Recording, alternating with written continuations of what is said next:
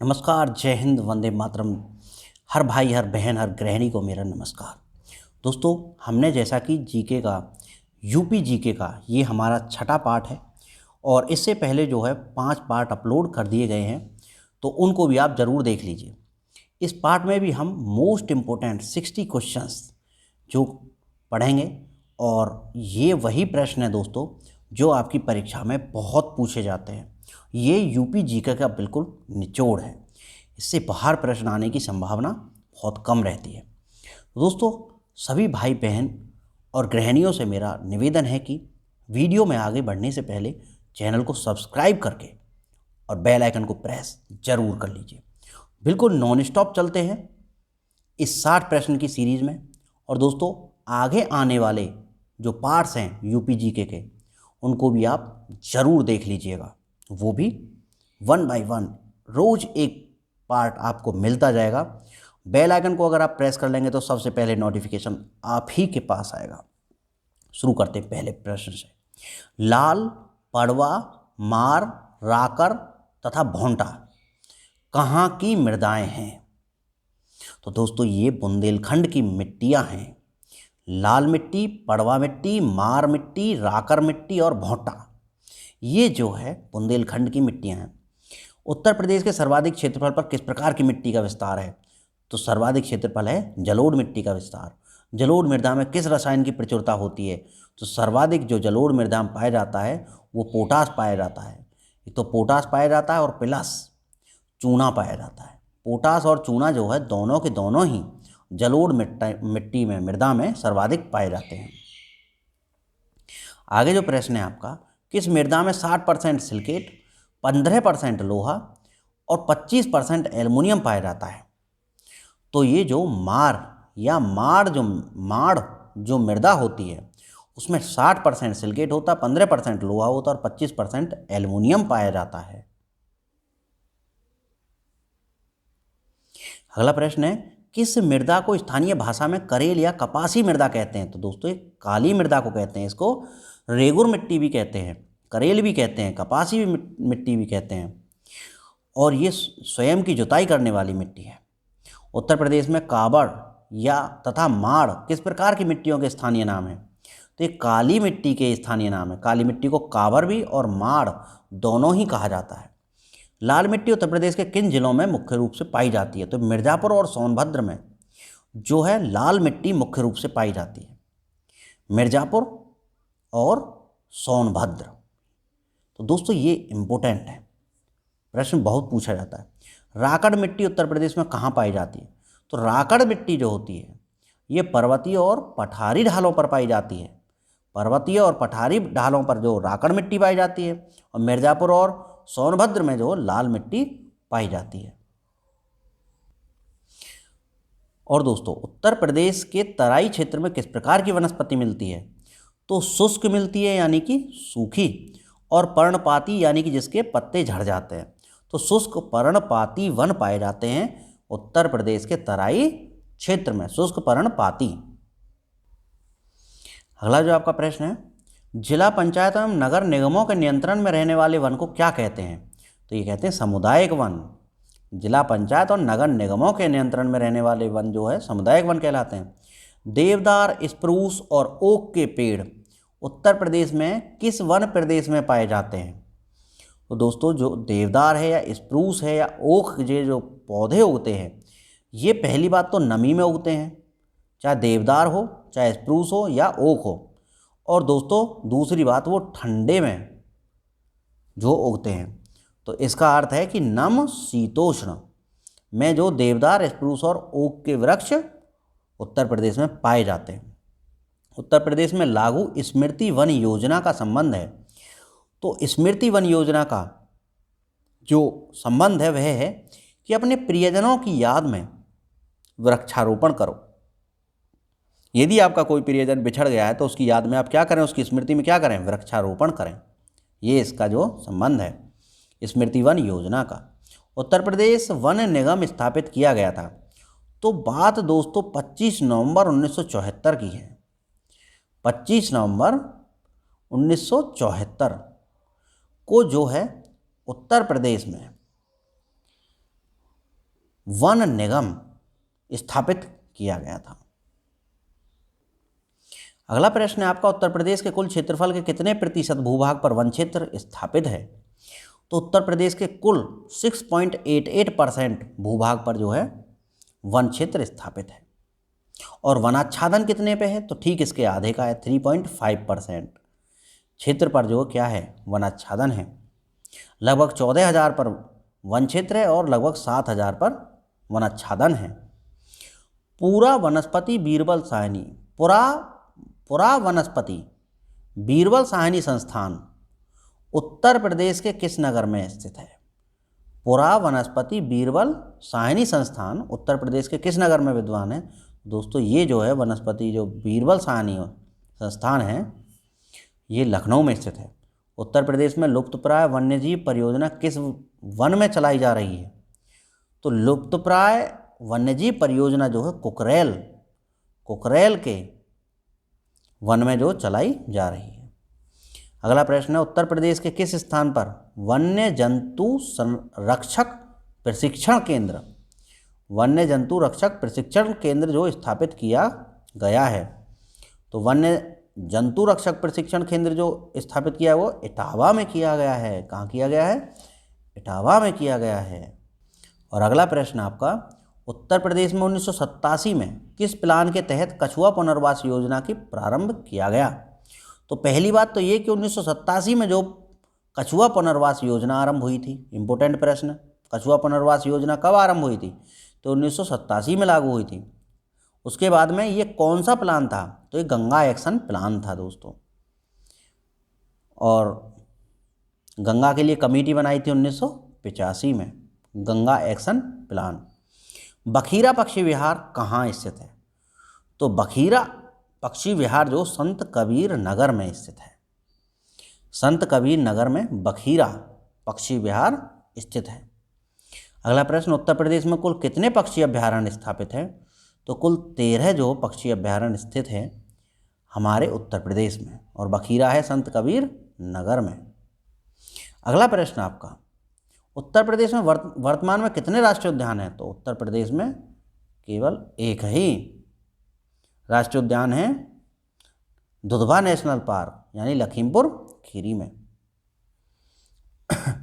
उत्तर प्रदेश में सबसे पहले किस पक्षी विहार की स्थापना की गई थी? तो ये की गई थी नवाबगंज पक्षी विहार की स्थापना उत्तर प्रदेश में सबसे पहले। उत्तर प्रदेश की सबसे छोटा वन्यजीव विहार कौन सा है? तो उत्तर प्रदेश का सबसे छोटा वन्यजीव विहार है कछुआ वन्यजीव विहार। ये जो कछुआ वन्यजीव विहार जो है ये सबसे छोटा है। उत्तर प्रदेश में हिंदुस्तान एल्युमिनियम कॉरपोरेशन द्वारा एल्युमिनियम कारखाना कहाँ लगाया गया है? तो जो एल्युमिनियम के लिए रेणुकूट में जो है एल्युमिनियम कारखाना लगाया गया है हिंदुस्तान एल्युमिनियम कॉरपोरेशन के द्वारा। आगे महत्वपूर्ण प्रश्न है, उत्तर प्रदेश में यूरेनियम किस जिले में पाया जाता है? तो उत्तर प्रदेश में यूरेनियम ललितपुर में पाया जाता है। और महोबा की जनसंख्या सबसे कम है दोस्तों, और हापुड़ का क्षेत्रफल सबसे कम है। क्षेत्रफल सबसे ज़्यादा है लखीमपुर खीरी का, और जनसंख्या सबसे ज़्यादा है इलाहाबाद की। उत्तर प्रदेश में मिर्ज़ापुर के कजराहट क्षेत्र से निकाले जाने वाले डोलोमाइट खनिज का उपयोग किस काम में लिया जाता है? तो पहली बात तो ये जो डोलोमाइट है मिर्ज़ापुर से निकलता है, और मिर्ज़ापुर के भी कौन से क्षेत्र से? कजराहट क्षेत्र से निकलता है। और क्या नाम है इसका? डोलोमाइट है। इसका उपयोग क्या किया जाता है? तो बालू में इसको मिला के सीमेंट बना डालते हैं। डोलोमाइट में बालू मिला के क्या बना डालते हैं? जो कजराहट से निकलता है उसको सीमेंट बना डालते हैं। उत्तर प्रदेश में सोना किस नदी से प्राप्त होता है? तो शारदा रामगंगा नदी क्षेत्र जो है उससे सोना प्राप्त होता है। राज्य के किस क्षेत्र से उच्च कोटि का डोलोमाइट मिलता है? तो बिल्कुल मिर्ज़ापुर के कजराहट से डोलोमाइट मिलता है, फिर उसमें बालू मिलाते हैं और सीमेंट बना देते हैं। अगला इंपॉर्टेंट प्रश्न है, उत्तर प्रदेश में किस प्रकार का लोहा पाया जाता है? तो हेमेटाइट और मैग्नेटाइट जो है उत्तर प्रदेश में लोहा पाया जाता है। उत्तर प्रदेश में हीरा किस जिले में निकाला जाता है भाई? तो ये बांदा में निकाला जाता है। बांदा में क्या निकाला जाता है? हीरा। तो बांदा में जो है हीरा मिलता है। और मध्यकालीन युग में बांदा पर राजपूत शासकों का शासन था। उत्तर प्रदेश में तांबा अयस्क किस क्षेत्र से प्राप्त होता है? तो तांबा जो प्राप्त होता है वो सोनराई ललितपुर से प्राप्त होता है तांबा। हीरा मिलेगा बांदा से और जो है डोलोमाइट मिलेगा मिर्ज़ापुर से, और तांबा मिलेगा सोनराई ललितपुर से। और अगला दोस्तों, राज्य के किस जिले में ग्रेफाइट के प्रमाण मिलते हैं? तो हमीरपुर में जो ग्रेफाइट के प्रमाण मिले हैं। द ऑपरेशन ग्रीन परियोजना का उत्तर प्रदेश में शुभारंभ कब हुआ? तो ऑपरेशन ग्रीन परियोजना का उत्तर प्रदेश में जो शुभारंभ अपने में हुआ 2001 ईस्वी में हुआ। उत्तर प्रदेश में पाए जाने वाले प्रमुख खनिज कौन कौन से हैं? तो भाई प्रमुख खनिज तो लाइमस्टोन और डोलोमाइट ही है। लाइमस्टोन यानी चूना पत्थर, और डोलोमाइट जिसमें मिला के बालू को सीमेंट बना देते हैं वो डोलोमाइट होता है, मिर्ज़ापुर से मिलता है। ग्रेनाइट पट्टियाँ तथा स्लेट उत्तर प्रदेश में कहाँ बनाए जाते हैं? तो दोस्तों ये चुनार में बनाए जाते हैं, ग्रेनाइट की पट्टियाँ और स्लेट। और चुनार को दोस्तों बाबर ने जो है जीत लिया था, बाबर का शासन चुनार तक फैल गया था। अगला इंपॉर्टेंट प्रश्न है कि सैलखड़ी का प्रमुख खनन क्षेत्र कहाँ है? तो सैलखड़ी जो मिलती है दोस्तों हमीरपुर और झांसी में मिलती है।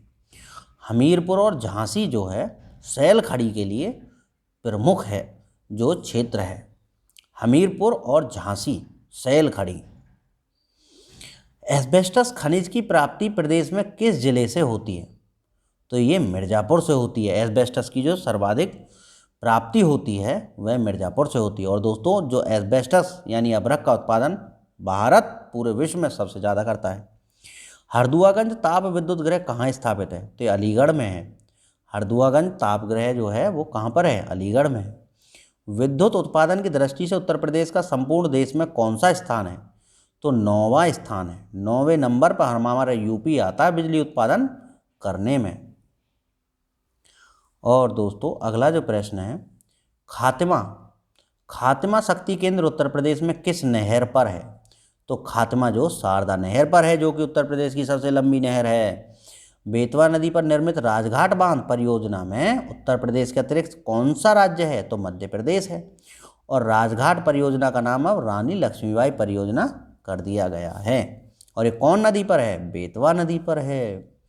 गोविंद बल्लभ पंत सागर परियोजना कहाँ स्थित है? तो गोविंद बल्लभ पंत सागर जो परियोजना है ये सोनभद्र के पिपरी स्थान पर है। गोविंद बल्लभ पंत सागर परियोजना सोनभद्र के पिपरी नामक स्थान पर है।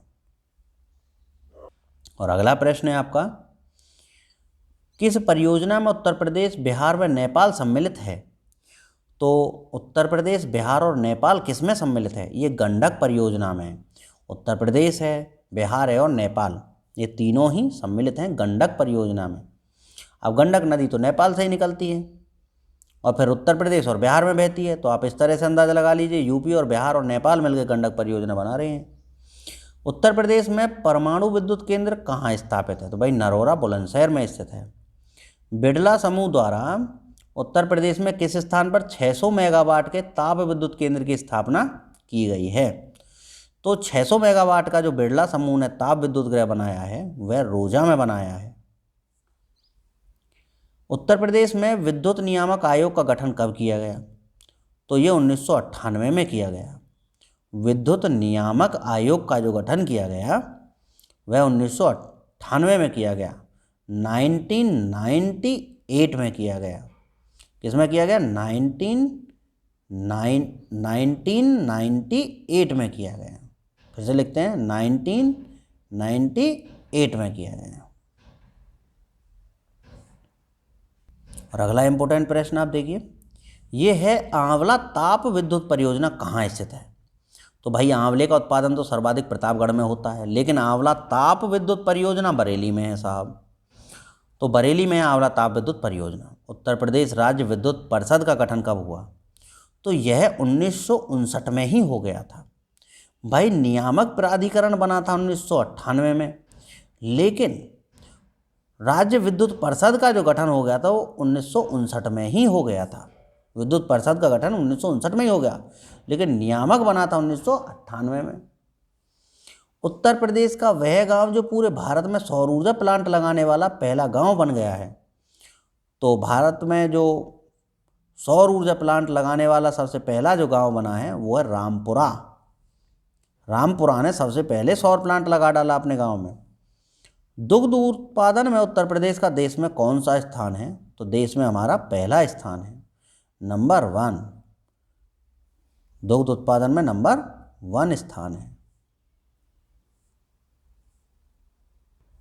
और अगला जो आपका प्रश्न है, उत्तर प्रदेश में कृषि नीति को व्यवहारिक रूप प्रदान करने हेतु प्रयोगशाला से खेतों तक, यानी कि कृषि की जो नीतियां हैं उनको भाई किसानों तक भी तो पहुंचाएं, यानी प्रयोगशाला से खेतों तक कार्यक्रम किस कृषि संस्थान की देन है? तो कौन से कृषि संस्थान ने ये काम किया था? तो ये किया था पंतनगर विश्वविद्यालय ने, जो प्रयोगशाला से खेतों तक जो है कृषि नीतियों को ले जाने का काम पंतनगर विश्वविद्यालय ने किया था।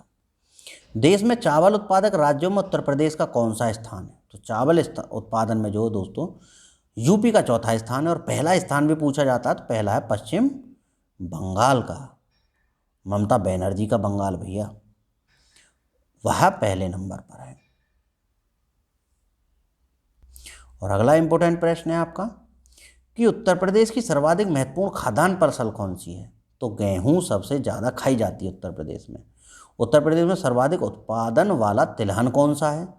तो भाई सरसों का उत्पादन सर्वाधिक होता है। उत्तर प्रदेश में आंवले का सर्वाधिक उत्पादन होता है प्रतापगढ़ में।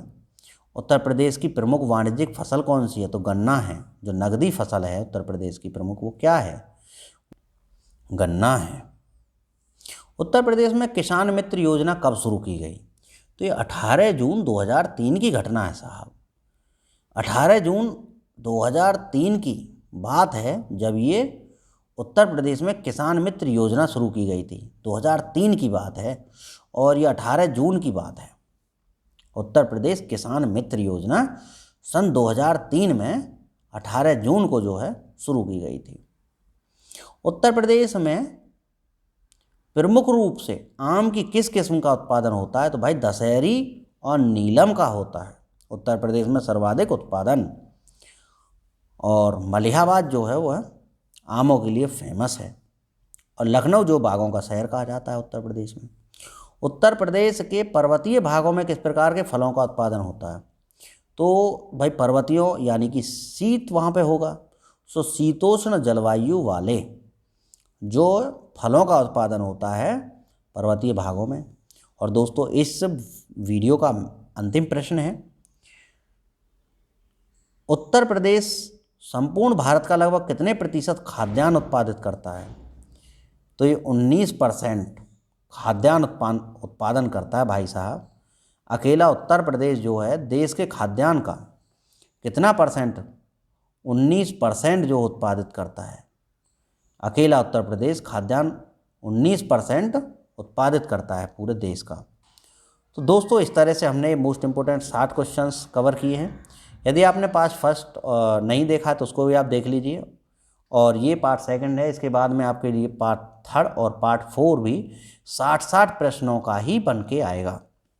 इन सभी पार्ट्स को आप देखिए, और साथ में जो प्लेलिस्ट है, प्लेलिस्ट में जो उत्तर प्रदेश जीके के अन्य वीडियोज़ हैं 4 पार्ट, उन सभी चारों पार्टों को भी आप देख लीजिए। आज का जो पार्ट है ये पार्ट नंबर यूपी जीके का जो प्लेलिस्ट में पार्ट पाएगा तो ये पार्ट नंबर 6 है। इससे पहले 5 पार्ट अपलोड कर दिए गए हैं। तो दोस्तों मिलते हैं नई वीडियो में, तब तक के लिए हर भाई हर बहन हर गृहिणी के माता पिता को मेरा नमस्कार। और दोस्तों जय हिंद, वंदे मातरम।